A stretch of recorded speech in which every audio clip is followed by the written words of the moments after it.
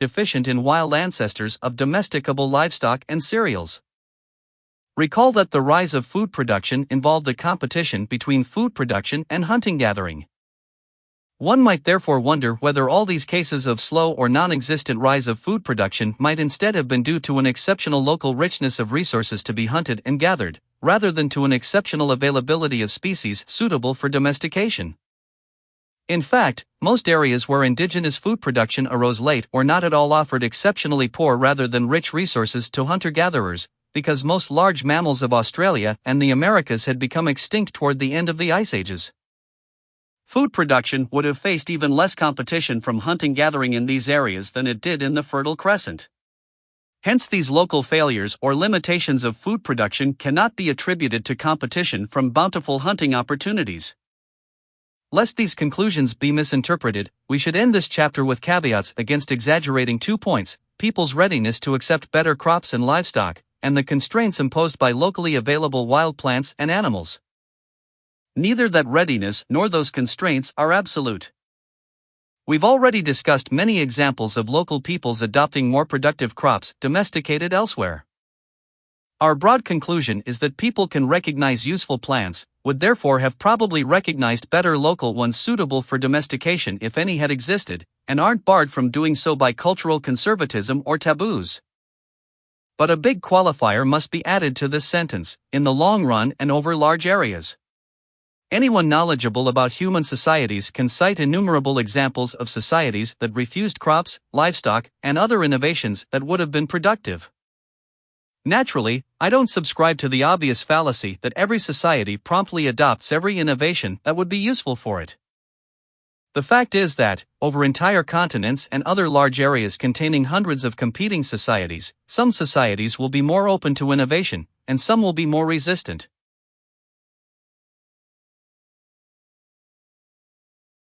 Assisting innovation. That's an important phenomenon whose manifestations extend far beyond the adoption of new crops, and to which we shall return in Chapter 13. Our other caveat concerns the limits that locally available wild species set on the rise of food production. I'm not saying that food production could never, in any amount of time, have arisen in all those areas where it actually had not arisen indigenously by modern times. Europeans today who note that Aboriginal Australians entered the modern world as Stone Age hunter-gatherers often assume that the Aborigines would have gone on that way forever. To appreciate the fallacy, consider a visitor from outer space who dropped in on Earth in the year 3000 BC. The spaceling would have observed no food production in the earliest eastern United States, because food production did not begin there until around 2500 BC. Had the visitor of 3000 BC drawn the conclusion that limitations posed by the wild plants and animals of the eastern United States foreclosed food production there forever, events of the subsequent millennium would have proved the visitor wrong. Even a visitor to the Fertile Crescent in 9500 BC rather than in 8500 BC could have been misled into supposing the Fertile Crescent permanently unsuitable for food production. That is, my thesis is not that California, Australia, Western Europe, and all the other areas without indigenous food production were devoid of domesticable species and would have continued to be occupied just by hunter-gatherers indefinitely if foreign domesticates or peoples had not arrived. Instead, I note that regions differed greatly in their available pool of domesticable species, that they varied correspondingly in the date when local food production arose, and that food production had not yet arisen independent in some fertile regions as of modern times. Australia, supposedly the most backward continent, illustrates this point well. In southeastern Australia, the well-watered part of the continent most suitable for food production, Aboriginal societies in recent millennia appear to have been evolving on a trajectory that would eventually have led to indigenous food production. They had already built winter villages. They had begun to manage their environment intensively for fish production by building fish traps, nets, and even long canals. Had Europeans not colonized Australia in 1788 and aborted that independent trajectory, Aboriginal Australians might within a few thousand years have become food producers, tending ponds of domesticated fish and growing domesticated Australian yams and small-seeded grasses. In that light, we can now answer the question implicit in the title of this chapter. I asked whether the reason for the failure of North American Indians to domesticate North American apples lay with the Indians or with the apples. Apples or Indians? I'm not thereby implying that apples could never been domesticated in North America. Recall that apples were historically among the most difficult fruit trees to cultivate and among the last major ones to be domesticated in Eurasia, because their propagation requires the difficult technique of grafting. There is no evidence for large-scale cultivation of apples even in the Fertile Crescent and in Europe until classical Greek times, 8,000 years after the rise of Eurasian food production began. If Native Americans had proceeded at the same rate in inventing or acquiring grafting techniques, they too would eventually have domesticated apples around the year AD 5500, some 8,000 years after the rise of domestication in North America around 2500 BCE. Thus, the reason for the failure of Native Americans to domesticate North American apples by the time Europeans arrived lay neither with the people nor with the apples. As far as biological prerequisites for apple domestication were concerned, North American Indian farmers were like Eurasian farmers, and North American wild apples were like Eurasian wild apples. Indeed, some of the supermarket apple varieties now being munched by readers of this chapter have been developed recently by crossing Eurasian apples with wild North American apples. Instead, the reason Native Americans did not domesticate apples lay with the entire suite of wild plant and animal species available to Native Americans. That suite's modest potential for domestication was responsible for the late start of food production in North America. Chapter 9. Zebras, Unhappy Marriages, and the Anna Karenina Principle. Domesticable animals are all alike. Every undomesticable animal is undomesticable in its own way. If you think you've already read something like that before, you're right. Just make a few changes, and you have the famous first sentence of Tolstoy's great novel Anna Karenina: happy families are all alike, every unhappy family is unhappy in its own way. By that sentence, Tolstoy meant that, in order to be happy, a marriage must succeed in many different respects: sexual attraction, agreement about money, child discipline, religion, in-laws, and other vital issues. Failure in any one of those essential respects can doom a marriage even if it has all the other ingredients needed for happiness. This principle can be extended to understanding much else about life besides marriage. We tend to seek easy, single-factor explanations of success. For most important things, though, success actually requires avoiding many separate possible causes of failure. The Anna Karenina Principle explains a feature of animal domestication that had heavy consequences for human history, namely, that so many seemingly suitable big wild mammal species, such as zebras and peccaries, have never been domesticated, and that the successful domesticates were almost exclusively Eurasian. Having in the preceding 2 chapters discussed why so many wild plant species seemingly suitable for domestication were never domesticated, we shall now tackle the corresponding question for domestic mammals. Our former question about apples or Indians becomes a question of zebras or Africans. Salt vehicles, plow traction, and wool, as well as germs that killed previously unexposed peoples. In addition, of course, small domestic mammals and domestic birds and insects have also been useful to humans. Many birds were domesticated for meat, eggs, and feathers: the chicken in China, various duck and goose species in parts of Eurasia, turkeys in Mesoamerica, guinea fowl in Africa, and the Muscovy duck in South America. Wolves were domesticated in Eurasia and North America to become our dogs, used as hunting companions, sentinels, pets, and, in some societies, food. Rodents and other small mammals domesticated for food included the rabbit in Europe, the guinea pig in the Andes, a giant rat in West Africa, and possibly a rodent called the hutia on Caribbean islands. Ferrets were domesticated in Europe to hunt rabbits, and cats were domesticated in North Africa and Southwest Asia to hunt rodent pests. Small mammals domesticated as recently as the 19th and 20th centuries include foxes, mink, and chinchillas grown for fur, and hamsters kept as pets. Even some insects have been domesticated, notably Eurasia's honeybee and China's silkworm moth, kept for honey and silk, respectively. Many of these small animals thus yielded food, clothing, or warmth. But none of them pulled plows or wagons, none bore riders, none except dogs pulled sleds or became war machines, and none of them have been as important for food as have big domestic mammals. Hence the rest of this chapter will confine itself to the big mammals. The importance of domesticated mammals rests on surprisingly few species of big terrestrial herbivores. If one defines big as weighing over 100 pounds, then only 14 such species were domesticated before the 20th century. Of those ancient 14, 9, the minor 9 of Table 9. 1. Became important livestock for peoples in only limited areas of the globe: the Arabian camel, Bactrian camel, llama, alpaca, donkey, reindeer, water buffalo, yak, banteng, and gaur. Only 5 species became widespread and important around the world.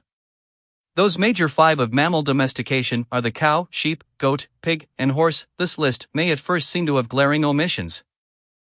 What about the Africa elephants with which Hannibal's armies crossed the Alps? What about the Asian elephants still used as work animals in Southeast Asia today? No, I didn't forget them, and that raises an important distinction. Elephants have been tamed, but Table 9.1, the ancient 14 species of big herbivorous domestic mammals. The major 5. 1. Sheep. Wild ancestor, the Asiatic mouflon sheep of West and Central Asia. Now worldwide. 2. Goat. Wild ancestor, the bezoar goat of West Asia. Now worldwide. 3. Cow, alias ox or cattle. Wild ancestor, the now extinct aurochs, formerly distributed over Eurasia and North Africa. Now worldwide. 4. Pig. Wild ancestor, the wild boar, distributed over Eurasia and North Africa. Now worldwide. Actually an omnivore, whereas the other 13 of the ancient 14 are more strictly herbivores. 5. Horse. Wild ancestor, now extinct wild horses of southern Russia. A different subspecies of the same species survived in the wild to modern times as Przewalski's horse of Mongolia. Now worldwide. The minor 9. 1. Arabian camel. Wild ancestor, now extinct, formerly lived in Arabia and adjacent areas. Still largely restricted to Arabia and northern Africa, though feral in Australia. 2. Bactrian camel. Wild ancestor, now extinct, lived in Central Asia. Still largely confined to Central Asia. 3. Lama and Alpaca.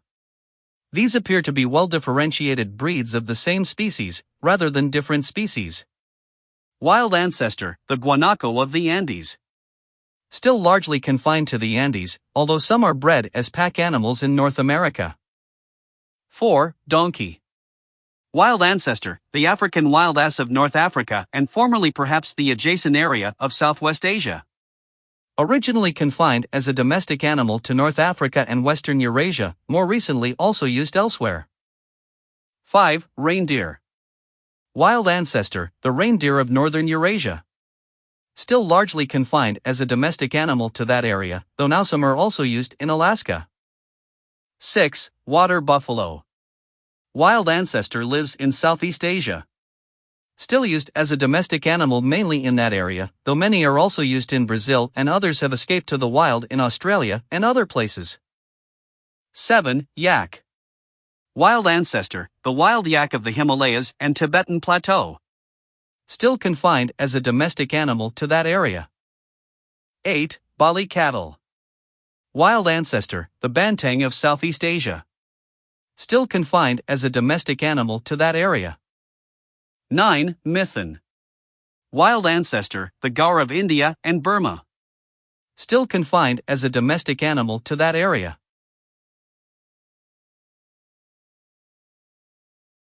Never domesticated. Hannibal's elephants were, and Asian work elephants are, just wild elephants that were captured and tamed. They were not bred in captivity. In contrast, a domesticated animal is defined as an animal selectively bred in captivity and thereby modified from its wild ancestors, for use by humans who control the animal's breeding and food supply. That is, domestication involves wild animals being transformed into something more useful to humans. Truly domesticated animals differ in various ways from their wild ancestors. These differences result from 2 processes: human selection of those individual animals more useful to humans than other individuals of the same species, and automatic evolutionary responses of animals to the altered forces of natural selection operating in human environments as compared with wild environments. We already saw in Chapter 7 that all of these statements also apply to plant domestication. The ways in which domesticated animals have diverged from their wild ancestors include the following. Many species changed in size. Cows, pigs, and sheep became smaller under domestication, while guinea pigs became larger. Sheep and alpacas were selected for retention of wool and reduction or loss of hair, while cows have been selected for high milk yields. Several species of domestic animals have smaller brains and less developed sense organs than their wild ancestors, because they no longer need the bigger brains and more developed sense organs on which their ancestors depended to escape from wild predators. To appreciate the changes that developed under domestication, just compare wolves, the wild ancestors of domestic dogs, with the many breeds of dogs. Some dogs are much bigger than wolves, while others are much smaller. Some are slimmer and built for racing, while others are short-legged and useless for racing. They vary enormously in hair form and color, and some are even hairless. Polynesians and Aztecs developed dog breeds specifically raised for food. Comparing a dachshund with a wolf, you wouldn't even suspect that the former had been derived from the latter if you didn't already know it. The wild ancestors of the ancient 14 were spread unevenly over the globe. South America had only one such ancestor, which gave rise to the llama and alpaca. North America, Australia, and sub-Saharan Africa had none at all.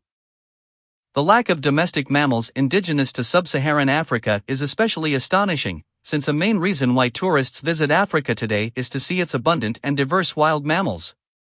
In contrast, the wild ancestors of 13 of the ancient 14. Table 9.2 Mammalian candidates for domestication. Eurasia, Sub-Saharan Africa. The Americas, Australia.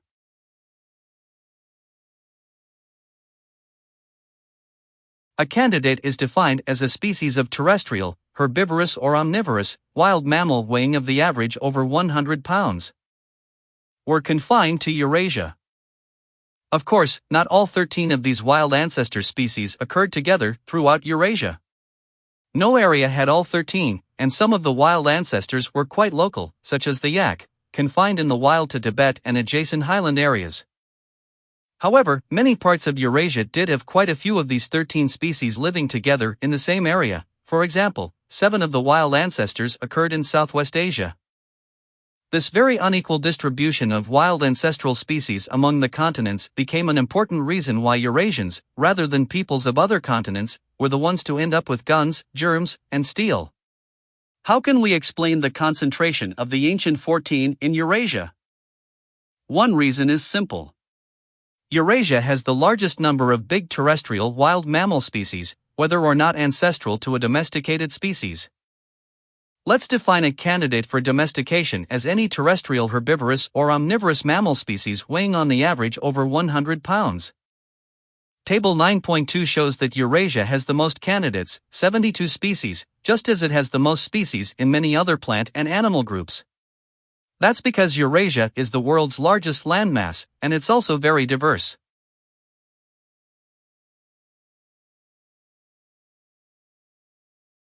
Ecologically, with habitats ranging from extensive tropical rainforests, through temperate forests, deserts, and marshes, to equally extensive tundras. Sub-Saharan Africa has fewer candidates, 51 species, just as it has fewer species in most other plant and animal groups because it's smaller and ecologically less diverse than Eurasia. Africa has smaller areas of tropical rainforest than does Southeast Asia, and no temperate habitats at all beyond latitude 37 degrees. As I discussed in Chapter 1, the Americas may formerly have had almost as many candidates as Africa, but most of America's big wild mammals became extinct about 13,000 years ago. Australia, the smallest and most isolated continent, has always had far fewer species of big wild mammals than has Eurasia, Africa, or the Americas. Just as in the Americas, in Australia, all of those few candidates except the red kangaroo became extinct around the time of the continent's first colonization by humans. Thus, part of the explanation for Eurasia's having been the main site of big mammal domestication is that it was the continent with the most candidate species of wild mammals to start out with, and lost the fewest candidates to extinction in the last 40,000 years. But the numbers in Table 9.2 warn us that that's not the whole explanation. It's also true that the percentage of candidates actually domesticated is highest in Eurasia, and is especially low in sub-Saharan Africa. Particularly surprising is the large number of species of African and American mammals that were never domesticated, despite their having Eurasian close relatives or counterparts that were domesticated. Why were Eurasia's horses domesticated, but not Africa's zebras? Why Eurasia's pigs, but not American peccaries or Africa's 3 species of true wild pigs? Why Eurasia's 5 species of wild cattle, but not the African buffalo or American bison? Why the Asian mouflon sheep, but not North American bighorn sheep? Did all those peoples of Africa, the Americas, and Australia, despite their enormous diversity, nonetheless share some cultural obstacles to domestication not shared with Eurasian peoples? For example, did Africa's abundance of big wild mammals, available to kill by hunting, make it superfluous for Africans to go to the trouble of tending domestic stock?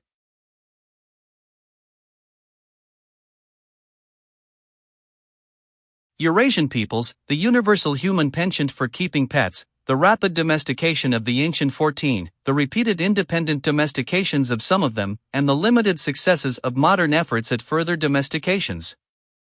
First, when Eurasia's major 5 domestic mammals reached sub-Saharan Africa, they were adopted by the most diverse African peoples wherever conditions permitted.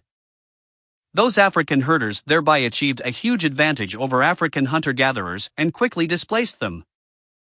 In particular, Bantu farmers who acquired cows and sheep spread out of their homeland in West Africa and within a short time overran the former hunter-gatherers in most of the rest of sub-Saharan Africa. Even without acquiring crops, Khoisan peoples who acquired cows and sheep around 2,000 years ago displaced Khoisan hunter-gatherers over much of southern Africa. The arrival of the domestic horse in West Africa transformed warfare there and turned the area into a set of kingdoms dependent on cavalry. The only factor that prevented horses from spreading beyond West Africa was trypanosome diseases borne by tsetse flies. The same pattern repeated itself elsewhere in the world, whenever peoples lacking native wild mammal species suitable for domestication finally had the opportunity to acquire Eurasian domestic animals. European horses were eagerly adopted by Native Americans in both North and South America, within a generation of the escape of horses from European settlements. For example, by the 19th century North America's Great Plains Indians were famous as expert horse-mounted warriors and bison hunters, but they did not even obtain horses until the late 17th century. Sheep acquired from Spaniards similarly transformed Navajo Indian society and led to, among other things, the weaving of the beautiful woolen blankets for which the Navajo have become renowned. Within a decade of Tasmania's settlement by Europeans with dogs, Aboriginal Tasmanians, who had never before seen dogs, began to breed them in large numbers for use in hunting. Thus, among the thousands of culturally diverse native peoples of Australia, the Americas, and Africa, no universal cultural taboo stood in the way of animal domestication. Surely, if some local wild mammal species of those continents had been domesticable, some Australian, American, and African peoples would have domesticated them and gained great advantage from them.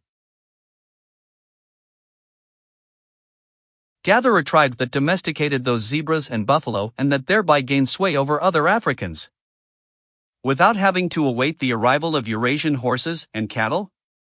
All these facts indicate that the explanation for the lack of native mammal domestication outside Eurasia lay with the locally available wild mammals themselves, not with the local peoples.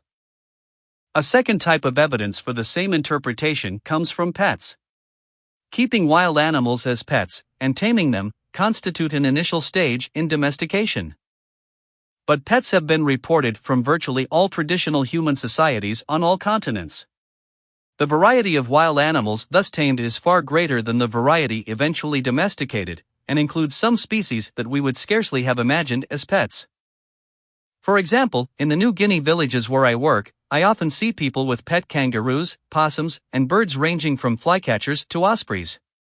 Most of these captives are eventually eaten, though some are kept just as pets. New Guineans even regularly capture chicks of wild cassowaries and raise them to eat as a delicacy, even though captive adult cassowaries are extremely dangerous and now and then disembowel village people. Some Asian peoples tame eagles for use in hunting, although those powerful pets have also been known on occasion to kill their human handlers.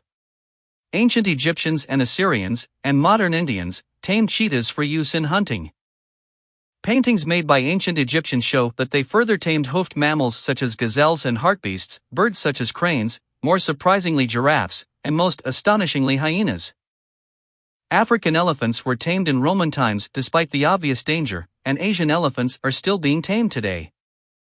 Perhaps the most unlikely pet is the European brown bear, which the Ainu people of Japan regularly captured as young animals, tamed, and reared to kill and eat in a ritual ceremony.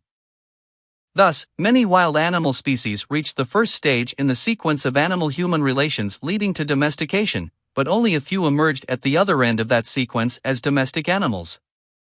Over a century ago, the British scientist Francis Galton summarized this discrepancy succinctly: it would appear that every wild animal has had its chance of being domesticated, that few were domesticated long ago, but that the large remainder, who failed sometimes in only one small particular, are destined to perpetual wilderness. Dates of domestication provide a third line of evidence confirming Galton S135. Table 9.3, approximate dates of first attested evidence for domestication of large mammal species. For the other four domesticated large mammal species reindeer, yak, gar, and banteng, there is as yet little evidence concerning the date of domestication. Dates and places shown are merely the earliest ones attested to date. Domestication may actually have begun earlier and at a different location. View that early herding peoples quickly domesticated all big mammal species suitable for being domesticated. All species for whose dates of domestication we have archaeological evidence were domesticated between about 8,000 and 2,500 BC, that is, within the first few thousand years of the sedentary farming herding societies that arose after the end of the last ice age. As summarized in Table 9.3, the era of big mammal domestication began with the sheep, goat, and pig and ended with camels. Since 2500 BC there have been no significant additions. It's true, of course, that some small mammals were first domesticated long after 2500 BC. For example, rabbits were not domesticated for food until the Middle Ages, mice and rats for laboratory research not until the 20th century, and hamsters for pets not until the 1930s. The continuing development of domesticated small mammals isn't surprising, because there are literally thousands of wild species as candidates, and because they were of too little value to traditional societies to warrant the effort of raising them. But big mammal domestication virtually ended 4,500 years ago. By then, all of the world's 148 candidate big species must have been tested innumerable times, with the result that only a few passed the test and no other suitable ones remained. Still, a fourth line of evidence that some mammal species are much more suitable than others is provided by the repeated independent domestications of the same species.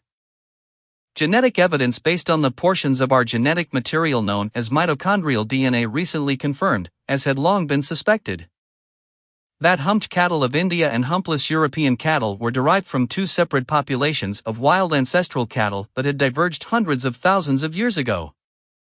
That is, Indian peoples domesticated the local Indian subspecies of wild aurochs, Southwest Asians independently domesticated their own Southwest Asian subspecies of aurochs, and North Africans may have independently domesticated the North African aurochs. Similarly, wolves were independently domesticated to become dogs in the Americas and probably in several different parts of Eurasia, including China and Southwest Asia. Modern pigs are derived from independent sequences of domestication in China, Western Eurasia, and possibly other areas as well. These examples re-emphasize that the same few suitable wild species attracted the attention of many different human societies. The failures of modern efforts provide a final type of evidence that past failures to domesticate the large residue of wild candidate species arose from shortcomings of those species, rather than from shortcomings of ancient humans. Europeans today are heirs to one of the longest traditions of animal domestication on Earth, that which began in Southwest Asia around 10,000 years ago. Since the 15th century, Europeans have spread around the globe and encountered wild mammal species not found in Europe. European settlers, such as those that I encounter in New Guinea with pet kangaroos and possums, have tamed or made pets of many local mammals, just as have indigenous peoples. European herders and farmers emigrating to other continents have also made serious efforts to domesticate some local species. In the 19th and 20th centuries, at least 6 large mammals, the eland, elk, moose, muskox, zebra, and American bison, have been the subjects of especially well-organized projects aimed at domestication, carried out by modern scientific animal breeders and geneticists.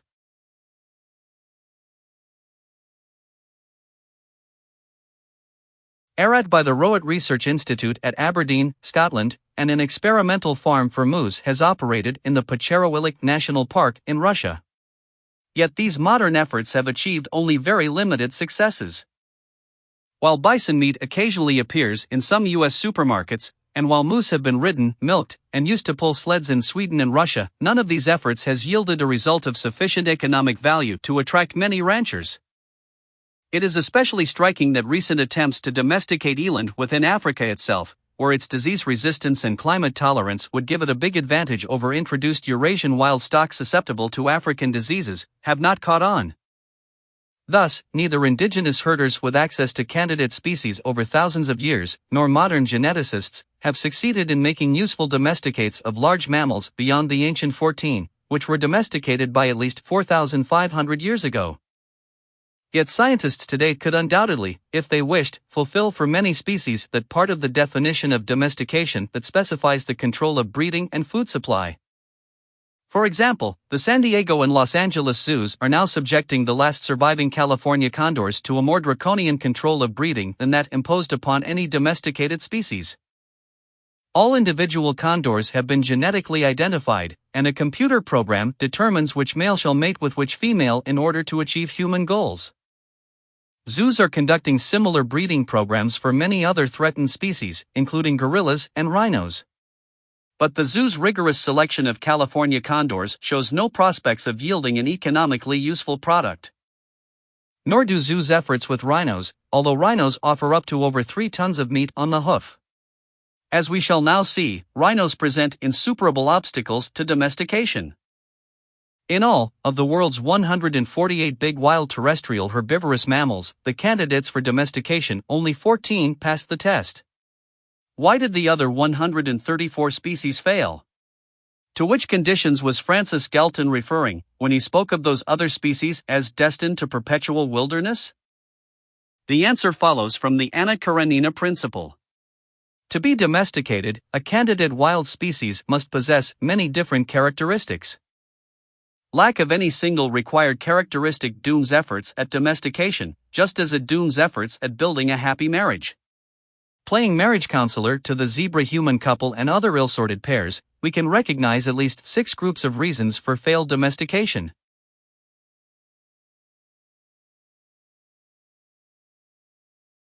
Diet.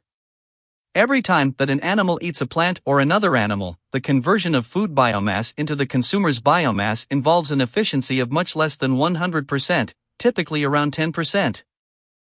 That is, it takes around 10,000 pounds of corn to grow a 1,000-pound cow. If instead you want to grow 1,000 pounds of carnivore, you have to feed it 10,000 pounds of herbivore grown on 100,000 pounds of corn. Even among herbivores and omnivores, many species, like koalas, are too finicky in their plant preferences to recommend themselves as farm animals. As a result of this fundamental inefficiency, no mammalian carnivore has ever been domesticated for food. The nearest thing to an exception is the dog, originally domesticated as a sentinel and hunting companion, but breeds of dogs were developed and raised for food in Aztec Mexico, Polynesia, and ancient China. However, regular dog eating has been a last resort of meat-deprived human societies. The Aztecs had no other domestic mammal, and the Polynesians and ancient Chinese had only pigs and dogs.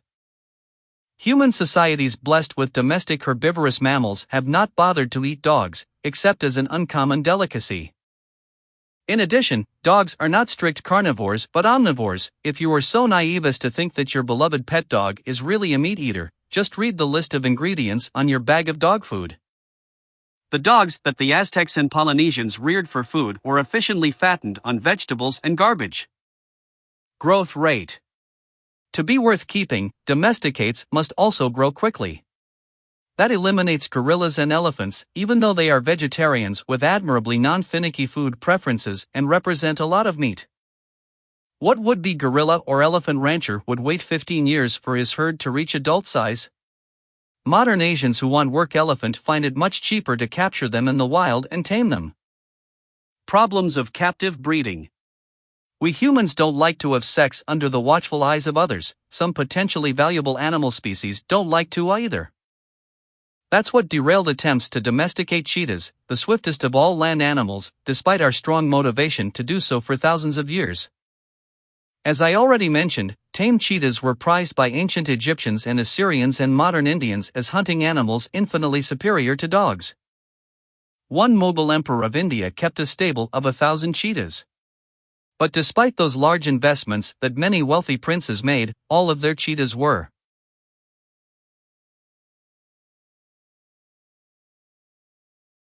tamed ones caught in the wild. The prince's efforts to breed cheetahs in captivity failed, and not until 1960 did even biologists in modern zoos achieve their first successful cheetah birth.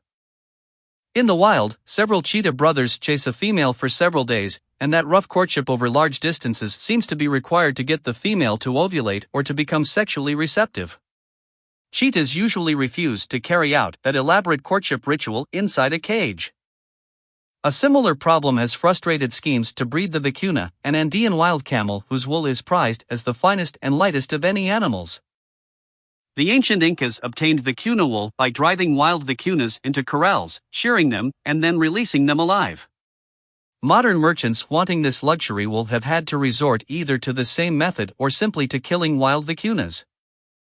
Despite strong incentives of money and prestige, all attempts to breed vicunas for wool production in captivity have failed, for reasons that include vicuna's long and elaborate courtship ritual before mating, a ritual inhibited in captivity, male vicuna's fierce intolerance of each other, and their requirement for both a year-round feeding territory and a separate year-round sleeping territory. Nasty disposition. Naturally, almost any mammal species that is sufficiently large is capable of killing a human. People have been killed by pigs, horses, camels, and cattle. Nevertheless, some large animals have much nastier dispositions and are more incurably dangerous than are others. Tendencies to kill humans have disqualified many otherwise seemingly ideal candidates for domestication. One obvious example is the grizzly bear.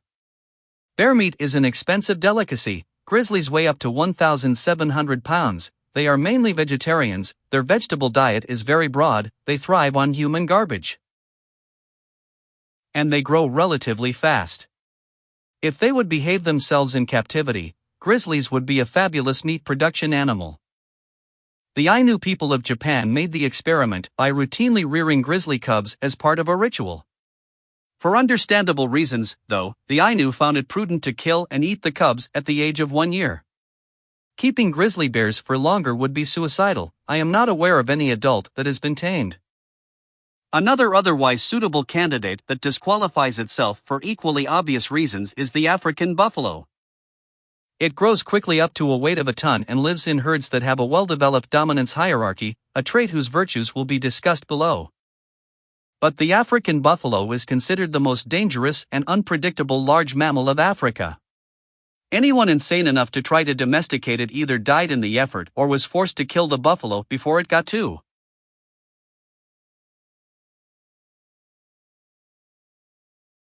big and nasty. Similarly, hippos, as 4-ton vegetarians, would be great barnyard animals if they weren't so dangerous. They kill more people each year than do any other African mammals, including even lions. Few people would be surprised at the disqualification of those notoriously ferocious candidates. But there are other candidates whose dangers are not so well known.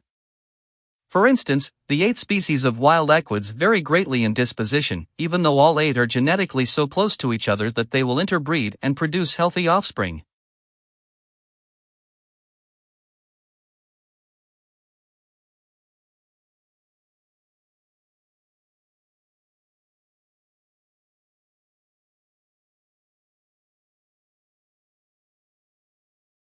Two of them, the horse and the North African ass, were successfully domesticated. Closely related to the North African ass is the Asiatic ass, also known as the onager. Since its homeland includes the Fertile Crescent, the cradle of Western civilization and animal domestication, ancient peoples must have experimented extensively with onagers. We know from Sumerian and later depictions that onagers were regularly hunted, as well as captured and hybridized with donkeys and horses. Some ancient depictions of horse-like animals used for riding or for pulling carts may refer to onagers. However, all writers about them, from Romans to modern zookeepers, decry their irascible temper and their nasty habit of biting people. As a result, although similar in other respects to ancestral donkeys, onagers have never been domesticated. Africa's 4 species of zebras are even worse. Efforts at domestication went as far as hitching them to carts. They were tried out as draft animals in 19th century South Africa, and the eccentric Lord Walter Rothschild drove through the streets of London in a carriage pulled by zebras. Alas, zebras become impossibly dangerous as they grow older. Zebras have the unpleasant habit of biting a person and not letting go. They thereby injure even more American zookeepers each year than do tigers. Zebras are also virtually impossible to lasso with a rope even for cowboys who win rodeo championships by lassoing horses because of their unfailing ability to watch the rope noose fly toward them and then to duck their head out of the way. Hence it has rarely been possible to saddle or ride a zebra, and South Africans' enthusiasm for their domestication waned. Unpredictably aggressive behavior on the part of a large and potentially dangerous mammal is also part of the reason why the initially so promising modern experiments in domesticating elk and eland have not been more successful. Grammed for instant flight when they perceive a threat. Other species are slower, less nervous, seek protection in herds, stand their ground when threatened, and don't run until necessary. Most species of deer and antelope are of the former type, while sheep and goats are of the latter. Naturally, the nervous species are difficult to keep in captivity. If put into an enclosure, they are likely to panic and either die of shock or batter themselves to death against the fence in their attempts to escape. That's true, for example, of gazelles, which for thousands of years were the most frequently hunted game species in some parts of the Fertile Crescent. There is no mammal species that the first settled peoples of that area had more opportunity to domesticate than gazelles. But no gazelle species has ever been domesticated. Just imagine trying to herd an animal that bolts, blindly bashes itself against walls, can leap up to nearly 30 feet, and can run at a speed of 50 miles per hour. Social structure. Almost all species of domesticated large mammals prove to be ones whose wild ancestors share 3 social characteristics. They live in herds, they maintain a well-developed dominance hierarchy among herd members, and the herds occupy overlapping home ranges rather than mutually exclusive territories. For example, herds of wild horses consist of 1 stallion, up to half a dozen maras, and their foals. Mare is dominant over maras B, C, D, and E. Mare B is submissive to A but dominant over C, D, and E. C is submissive to B and A but dominant over D and E, and so on. When the herd is on the move, its members maintain a stereotyped order. In the rear, the stallion; in the front, the top-ranking female, followed by her foals in order of age, with the youngest first, and behind her, the other mares in order of rank, each followed by her foals in order of age. In that way, many adults can coexist in the herd without constant fighting and with each knowing its rank. That social structure is ideal for domestication, because humans in effect take over the dominance hierarchy. Domestic horses of a pack line follow the human leader as they would normally follow the top-ranking female. Herds or packs of sheep, goats, cows, and ancestral dogs have a similar hierarchy. As young animals grow up in such a herd, they imprint on the animals that they regularly see nearby.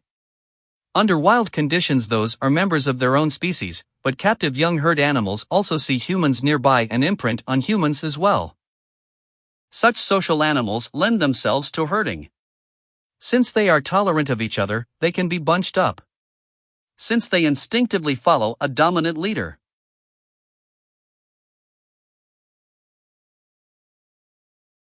And will imprint on humans as that leader, they can readily be driven by a shepherd or sheepdog. Herd animals do well when penned in crowded conditions, because they are accustomed to living in densely packed groups in the wild. In contrast, members of most solitary territorial animal species cannot be herded. They do not tolerate each other, they do not imprint on humans, and they are not instinctively submissive. Whoever saw a line of cats following a human or allowing themselves to be herded by a human? Every cat lover knows that cats are not submissive to humans in the way dogs instinctively are. Cats and ferrets are the sole territorial mammal species that were domesticated, because our motive for doing so was not to herd them in large groups raised for food but to keep them as solitary hunters or pets. While most solitary territorial species thus haven't been domesticated, it's not conversely the case that most herd species can be domesticated. Most can't, for one of several additional reasons. First, herds of many species don't have overlapping home ranges but instead maintain exclusive territories against other herds. It's no more possible to pen two such herds together than to pen two males of a solitary species. Second, many species that live in herds for part of the year are territorial in the breeding season, when they fight and do not tolerate each other's presence. That's true of most deer and antelope species, and it's one of the main factors that has disqualified all the social antelope species for which Africa is famous from being domesticated. While one's first association to African antelope is vast dense herds spreading across the horizon, in fact the males of those herds space themselves into territories and fight fiercely with each other when breeding. Hence those antelope cannot be maintained in crowded enclosures in captivity, as can sheep or goats or cattle. Territorial behavior similarly combines with a fierce disposition and a slow growth rate to banish rhinos from the farmyard. Finally, many herd species, including again most deer and antelope, do not have a well-defined dominance hierarchy and are not instinctively prepared to become imprinted on a dominant leader. As a result, though many deer and antelope species have been tamed, one never sees such tame deer and antelope driven in herds like sheep. That problem also derailed domestication of North American bighorn sheep, which belong to the same genus as Asiatic mouflon sheep, ancestor of our domestic sheep. Bighorn sheep are suitable to us and similar to mouflons in most respects except a crucial one: they lack the mouflon stereotypical behavior whereby some individuals behave submissively toward other individuals whose dominance they acknowledge. Let's now return to the problem I posed at the outset of this chapter. Initially, one of the most puzzling features of animal domestication is the seeming arbitrariness with which some species have been domesticated while their close relatives have not. It turns out that all but a few candidates for domestication have been eliminated by the Anna Karenina principle. Humans and most animal species make an unhappy marriage, for one or more of many possible reasons: the animal's diet, growth rate, mating habits, disposition, tendency to panic, and several distinct features of social organization. Only a small percentage of wild mammal species ended up in happy marriages with humans, by virtue of compatibility on all those separate counts. Eurasian peoples happen to inherit many more species of domesticable large wild mammalian herbivores than did peoples of the other continents. That outcome, while all of its momentous advantages for Eurasian societies, stemmed from three basic facts of mammalian geography, history, and biology. First, Eurasia, befitting its large area and ecological diversity, started out with the most candidates. Second, Australia and the Americas, but not Eurasia or Africa, lost most of their candidates in a massive wave of late Pleistocene extinctions, possibly because the mammals of the former continents had the misfortune to be first exposed to humans suddenly and late in our evolutionary history, when our hunting skills were already highly developed. Finally, a higher percentage of the surviving candidates proved suitable for domestication on Eurasia than on the other continents. An examination of the candidates that were never domesticated, such as Africa's big herd-forming mammals, reveals particular reasons that disqualified each of them. Thus, Tolstoy would have approved of the insight offered in another context by an earlier author, St. Matthew: "Many are called, but few are chosen." Chapter 10. Spacious skies and tilted axes. On the map of the world on page 146, compare the shapes and orientations of the continents. You'll be struck by an obvious difference. The Americas span a much greater distance north, south than east, west, only 3,000 miles at the widest, narrowing to a mere 40 miles at the Isthmus of Panama. That is, the major axis of the Americas is north, south. The same is also true, though to a less extreme degree, for Africa. In contrast, the major axis of Eurasia is east-west. What effect, if any, did those differences in the orientation of the continent's axes have on human history? This chapter will be about what I see as their enormous, sometimes tragic, consequences. Axis orientations affected the rate of spread of crops and livestock, and possibly also of writing, wheels, and other inventions. That basic feature of geography thereby contributed heavily to the very different experiences of Native Americans, Africans, and Eurasians in the last 500 years. Food production spread proves as crucial to understanding geographic differences in the rise of guns, germs, and steel as did its origins, which we considered in the preceding chapters. That's because, as we saw in Chapter 5, there were no more than 9 areas of the globe, perhaps as few as 5, where food production arose independently. Yet, already in prehistoric times, food production became established in many other regions besides those few areas of origins. All those other areas became food-producing as a result of the spread of crops, livestock, and knowledge of how to grow them and, in some cases, as a result of migrations of farmers and herders themselves.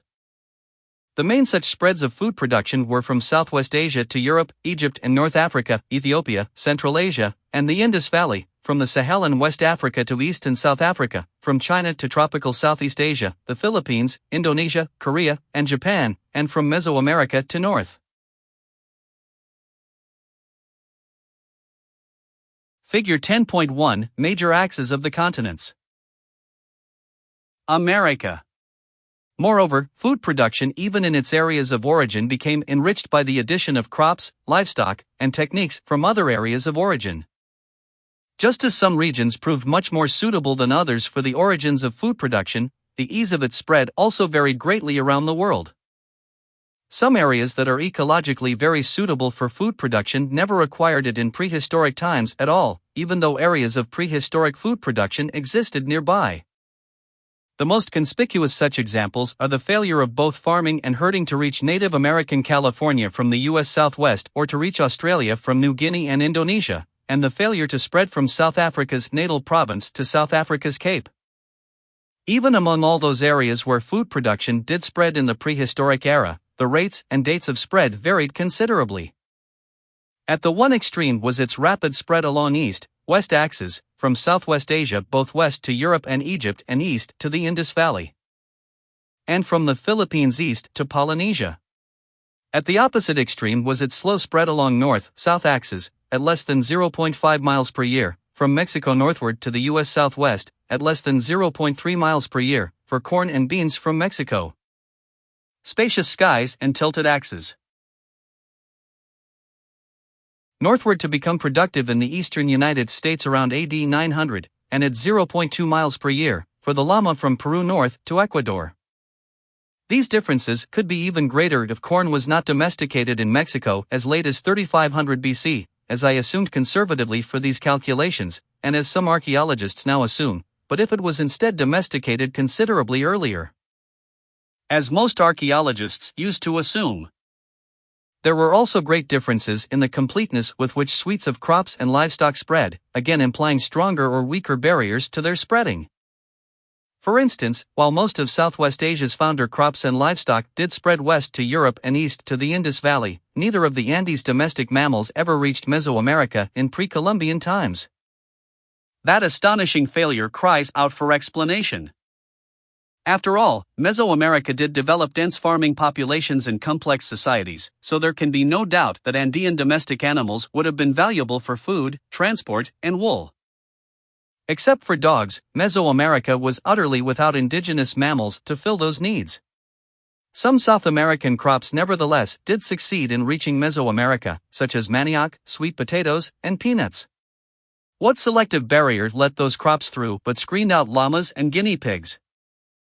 A subtler expression of this geographically varying ease of spread is the phenomenon termed preemptive domestication. Most of the wild plant species from which our crops were derived vary genetically from area to area, because alternative mutations had become established among the wild ancestral populations of different areas. Similarly, the changes required to transform wild plants into crops can in principle be brought about by alternative new mutations or alternative courses of selection to yield equivalent results.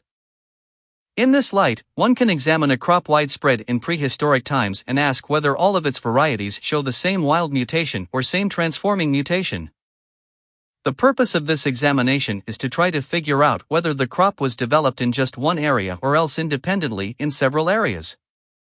If one carries out such a genetic analysis for major ancient New World crops, many of them prove to include two or more of those alternative wild variants, or two or more of those alternative transforming mutations. This suggests that the crop was domesticated independently in at least two different areas, and that some varieties of the crop inherited the particular mutation of one area while other varieties of the same crop inherited the mutation of another area. On this basis, botanists conclude that lime beans, common beans, Phaseolus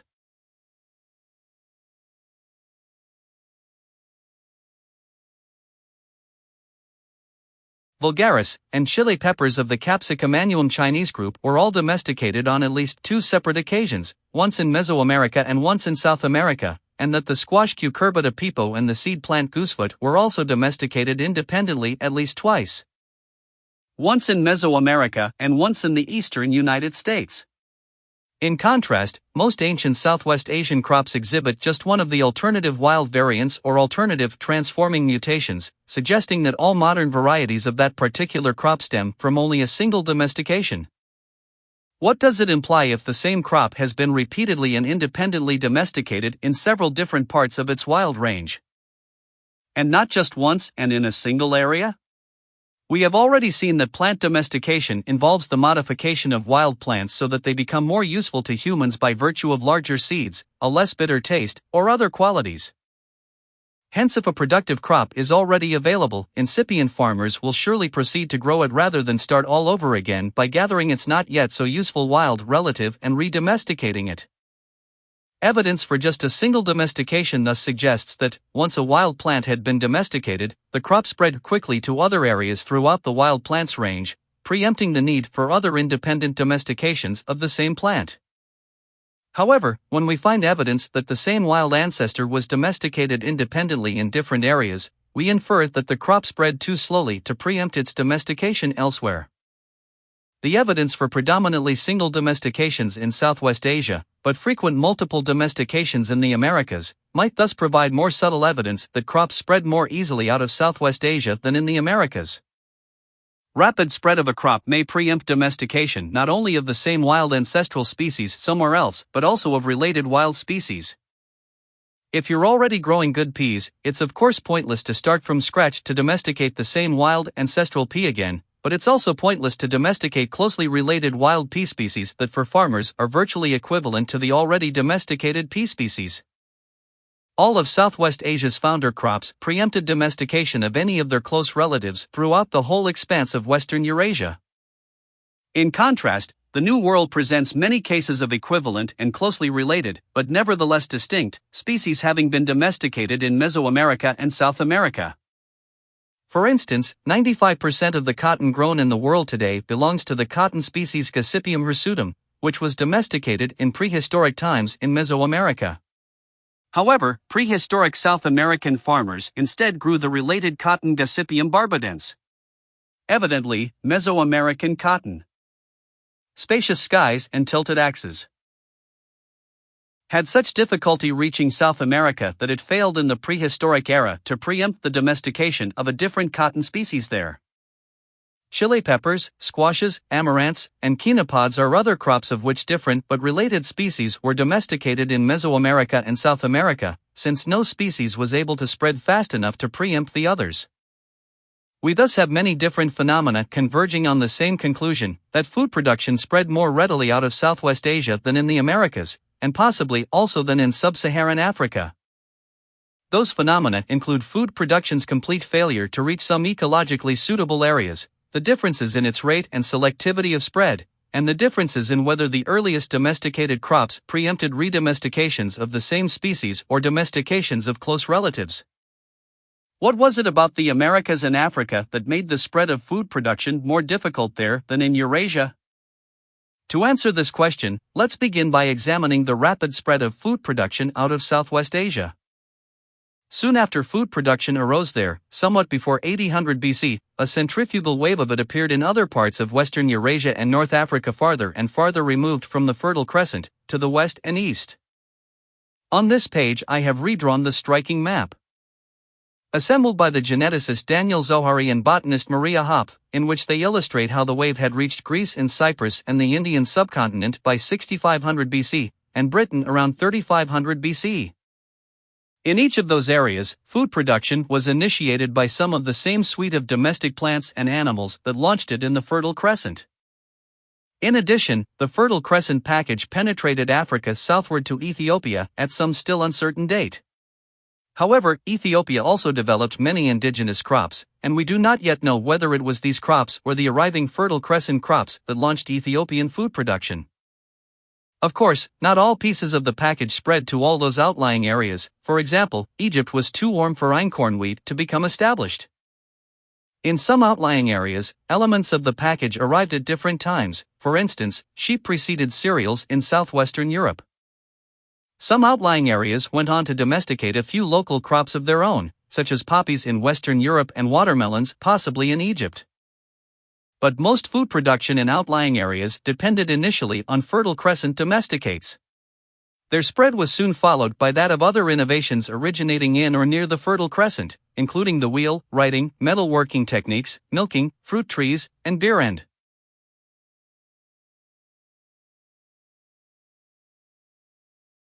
Figure 10.2. The symbols show early radiocarbon dated sites or remains of Fertile Crescent crops have been found.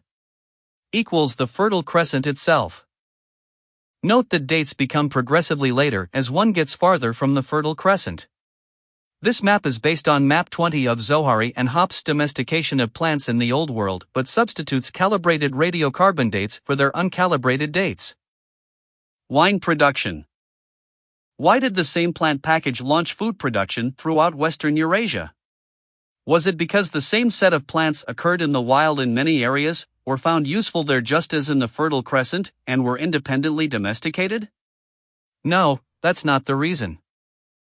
First, many of the Fertile Crescent's founder crops don't even occur in the wild outside Southwest Asia. For instance, none of the 8 main founder crops except barley grows wild in Egypt. Egypt's Nile Valley provides an environment similar to the Fertile Crescent's Tigris and Euphrates valleys.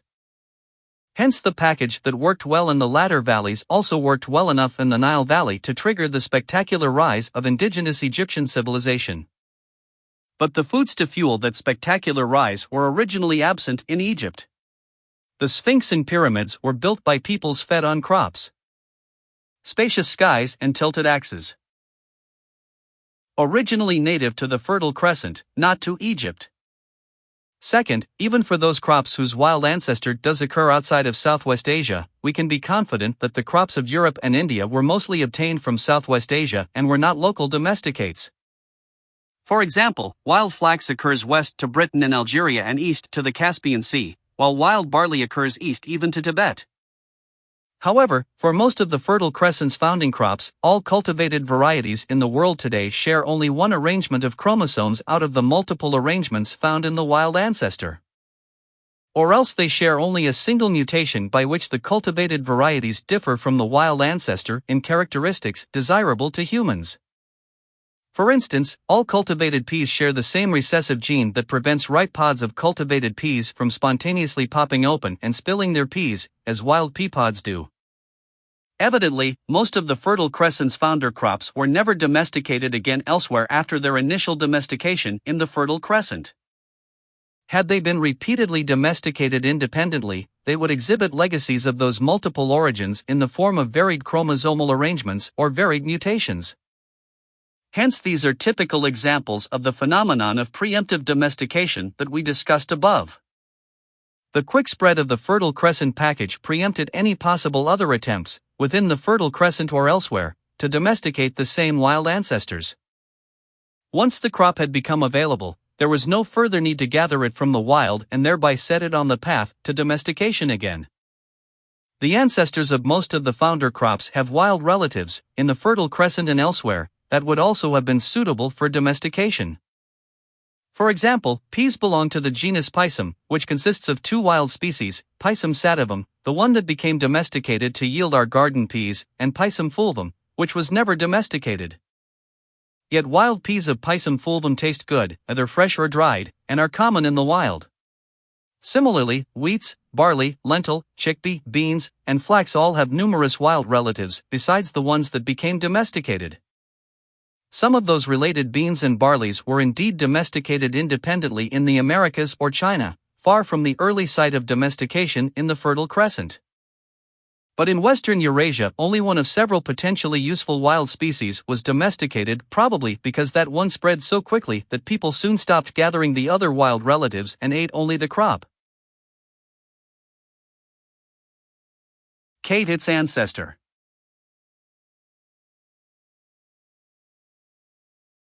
Why was the spread of crops from the Fertile Crescent so rapid?